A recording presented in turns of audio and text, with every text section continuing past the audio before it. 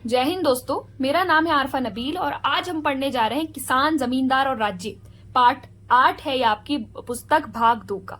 इसके जो long question answers हैं 8 मार्क्स के, वो हमने पॉइंट वाइज दूसरी वीडियो में कवर करे हैं, तो वहां जाकर आप इनको देख सकते हैं। आइए स्टार्ट करते हैं। तो सबसे पहला सवाल है, आईने अकबरी का लेखक कौन है? तो हमें पता है अबुल फजल ने अकबरनामा लिखा था और अकबरनामा का पार्ट है आईने अकबरी। ठीक है। उसके बाद अगला सवाल है, दरबार में अकबर का दरबारी कौन था? तो हमें पता है अबुल फजल जो थे वो दरबार के क्या थे? दरबारी थे अकबर के। उसके बाद अगला सवाल है, नादिर शाह ने भारत पर आक्रमण कब करा था? आपको याद रखना है 1739 में। आईने अकबरी का लेखन कार्य कौन से वर्ष में पूरा हुआ था? तो हमें पता है इसमें 42 वर्ष का पूरा डेटा दिया है अबुल फजल ने, और ये 1598 में पूरी हो गई थी पूरी। ठीक है।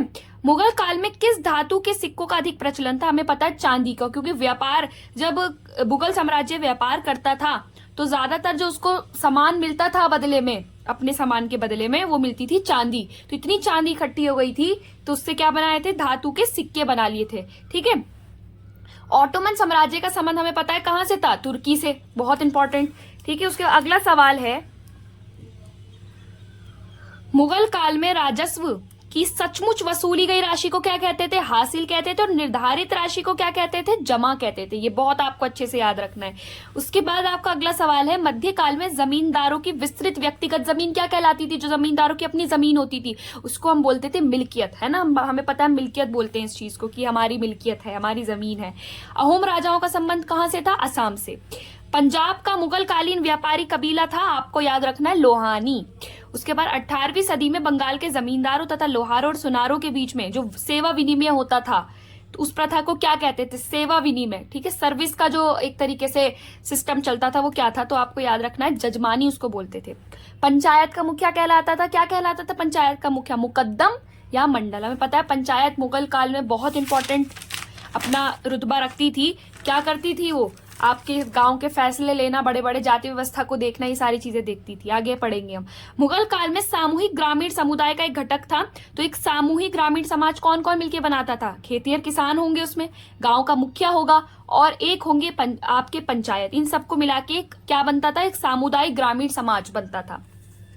उसके बाद है एक अगला सवाल, मुगल काल में जिन्स से कामिल का क्या मतलब है? तो जिन्स, हमें पता है मुगल काल जो ज्यादातर राजस्व आता था मुगल काल का, जो जितना टैक्स आता था, जो मुगल साम्राज्य जो पैसा कमाता था, उसका सारा जरिया खेती था, एग्रीकल्चर था। तो एग्रीकल्चर के अंदर ये वर्ड हमें मिलता है कि जिन्स ए कामिल। जिन्स ए कामिल का मतलब होता है ऐसी फसलें जो बहुत अच्छी जबरदस्त फसलें हों, उनको बोलते हैं जिन्स ए कामिल। जैसे कि आपकी गेहूं वगैरह को उन्होंने क्या कहा था? जिन्स ए कामिल। शाहजहां के शासन के दौरान पंजाब की सिंचाई नहर बनाई थी शाह नहर। आपको याद रखना है, आपको किसने बनवाई थी? ये शाह नहर। शाहजहां के शासन काल के दौरान पंजाब में इन्होंने सिंचाई नहर ये बनवाई थी, आपको याद रखना है। ठीक है। एग्रीकल्चर वाले क्वेश्चन में ये पॉइंट्स आते हैं।